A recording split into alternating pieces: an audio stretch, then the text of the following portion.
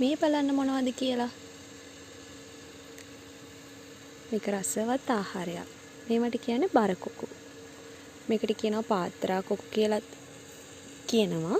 එක එක ප්‍රදේශයෙන් ප්‍රදේශයට නම වෙනස්. පාත්‍රා කොකු, බරකොකු ඒ වගේ නම් වලින් හඳුන්වනවා මේවා. මේකට තමයි කියන්නේ බරකොකු කියලා. පඳුරු විදිහට තමයි හැදෙන්නේ. බරු ගහ කියලාත් කියනවා. මේකේ ඇට හැදෙන්නේ මේ කොළේ පිටිපස්සේ. ගොඩක් මෝරපු ගස්වල, මෝරපු කොළවල කොළේ පිටිපස්සේ. මේක මීවන ශාකයක්. මෙන්න මේ විදිහට තමයි කොළේ පිටිපස්සේ තමයි ඇට හැදෙන්නේ. මේ ඇට වැටිලා තමයි ආය පැලවෙන්නේ. එතකොට මේක දනිස්වල කාටිලේජ්